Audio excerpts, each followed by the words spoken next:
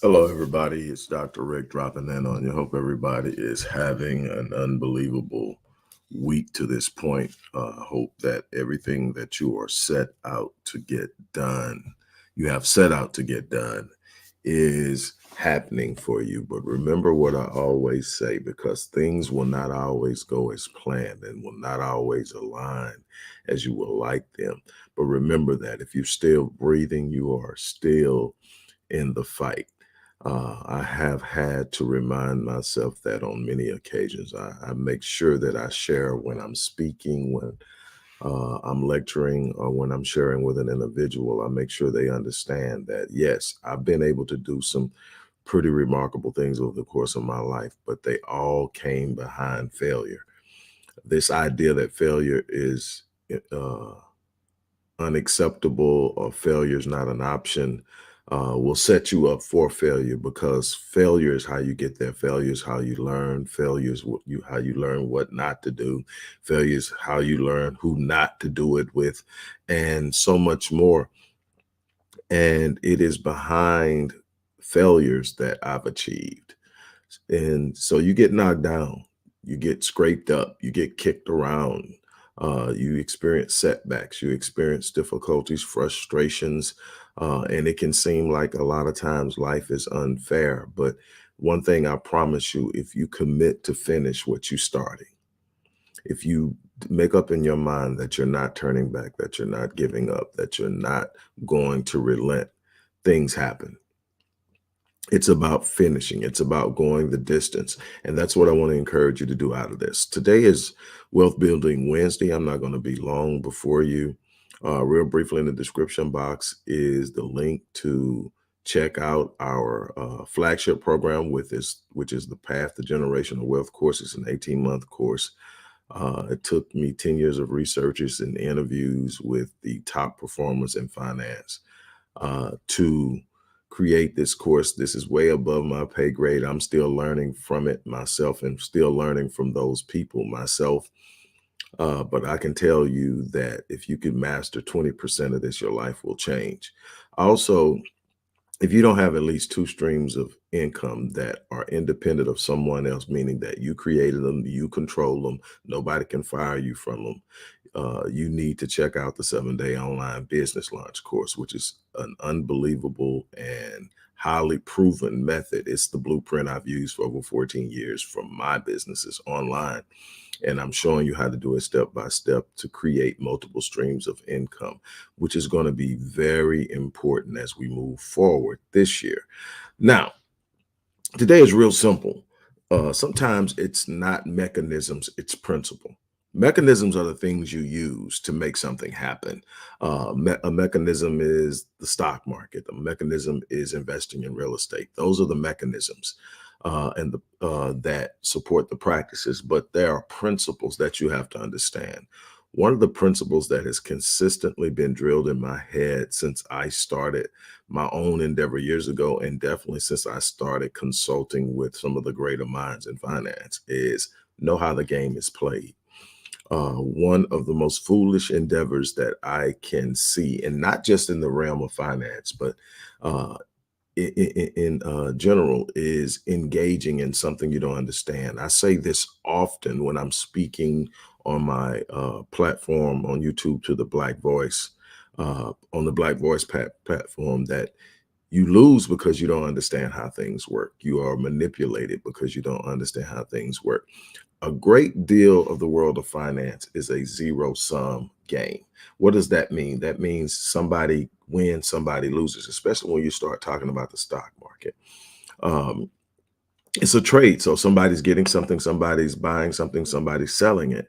One of them is going to win, one of them is going to lose, at least in the short term. Somebody's taking something, somebody has to be giving it. And it's a zero sum game. So then, if you don't know how the game played, you become the person who everybody else uses to build their portfolio. In you're playing the game, which I commend you for. If you're in the stock market, you're playing the game. You are in a place where the instruments are present to enrich you. But if you don't understand how the game is played, people will use your ignorance in that to manipulate you, to win off of you. Prime example. One of the biggest mistakes people make is when they see a downturn in the market and their uh, their price per share start to drop. And so the value of each share that they own in a particular company is dropping. They panic and what? They sell.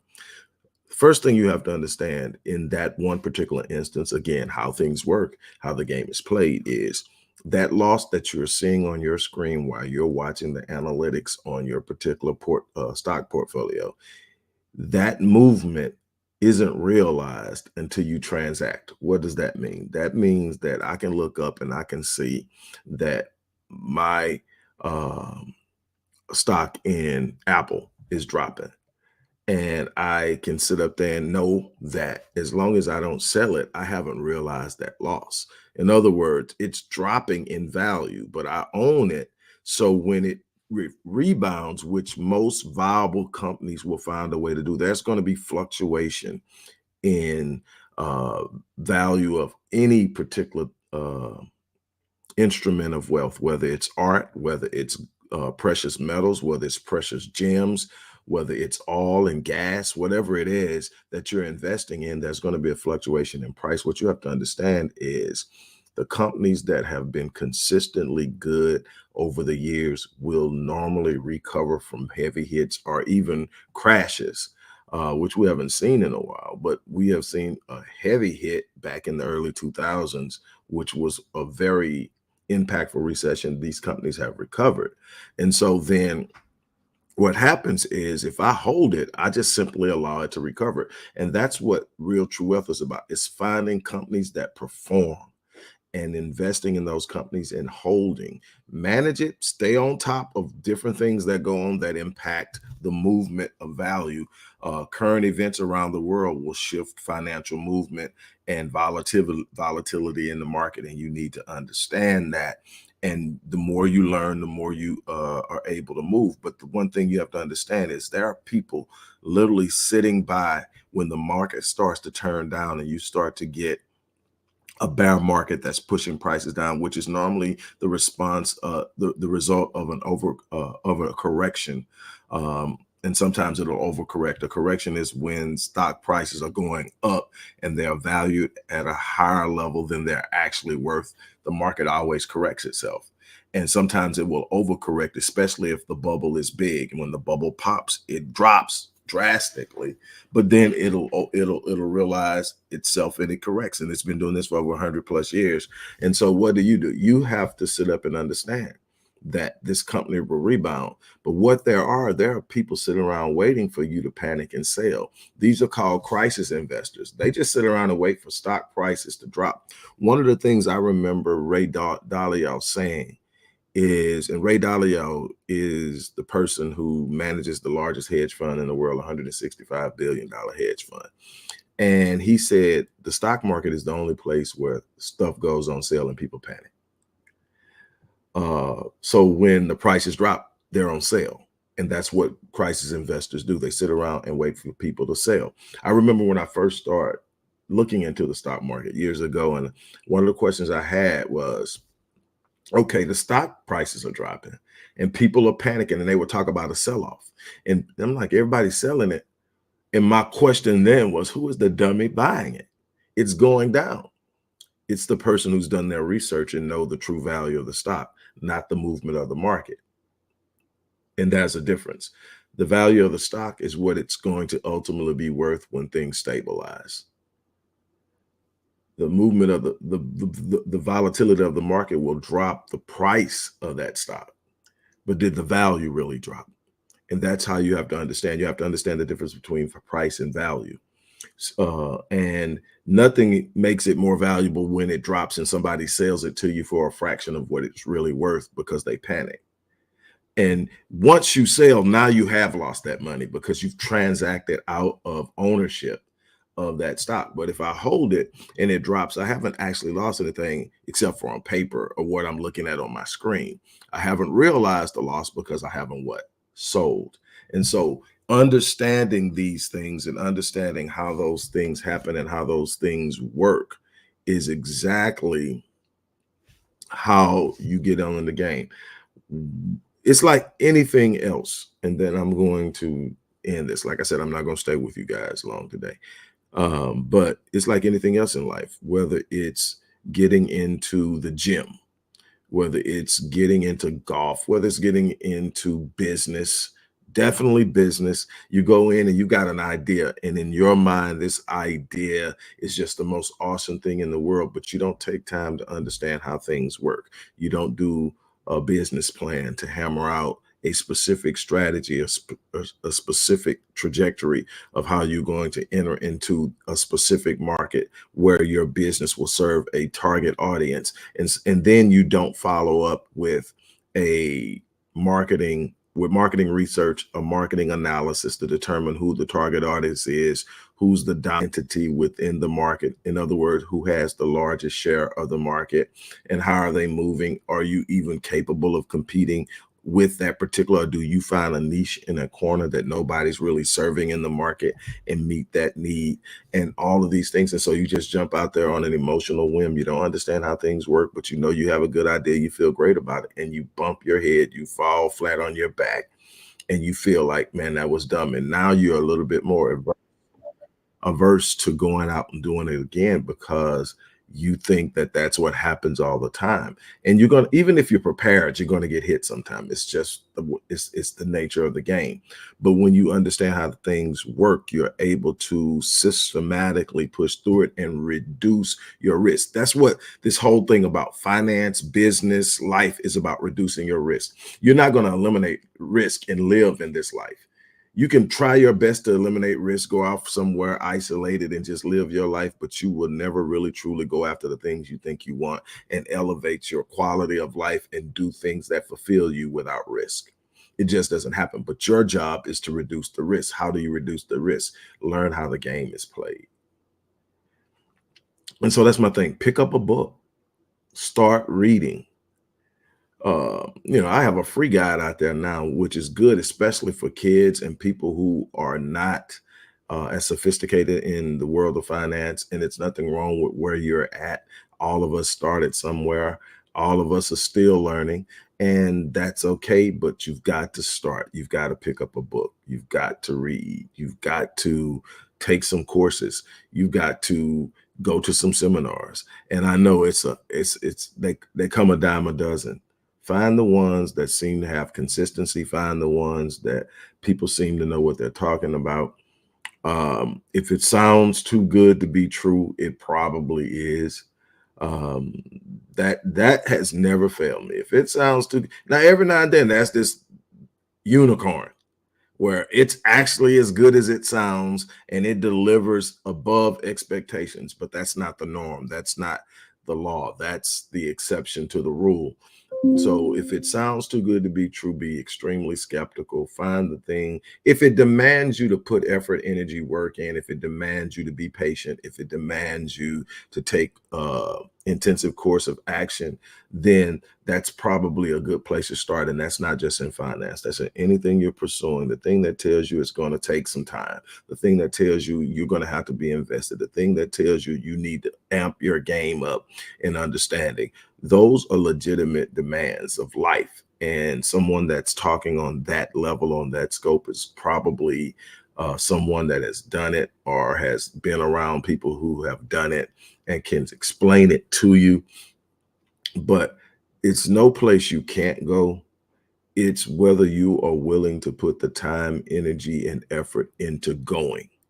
That is what it's about. Are you willing to go the distance in order to have the things you want financially, in your career, in your relationships? And and how does it look for you? Have a clear vision of what it is that you want to do with your life, with your finances. What do you want to leave your children? What legacy do you want to leave this world? What impact do you want to make? And what does that look like on a ledger? How much will it cost to live that life? Know your number.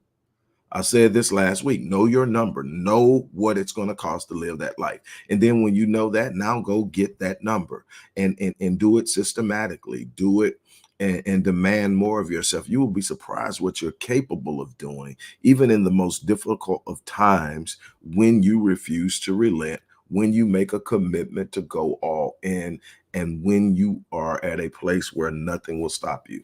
So much of what I've been blessed to do in my life is because I didn't quit, because I was relentless, not because I was the smartest person in the room, not because of the degrees that I had, not because of whatever. It was because I didn't let no stop me. I didn't let me stumbling stop me. I didn't let people talking behind my back stop me. I didn't let fear stop me. I just made up in my mind that if it's big enough and important enough for me to want it, it's important enough for me to be committed to doing the things that are necessary to have it. And so that's what I'm sharing with you. That's what I'm giving you. So the first thing is to start developing a level of understanding of how finance works in every area that you plan on putting your hand in.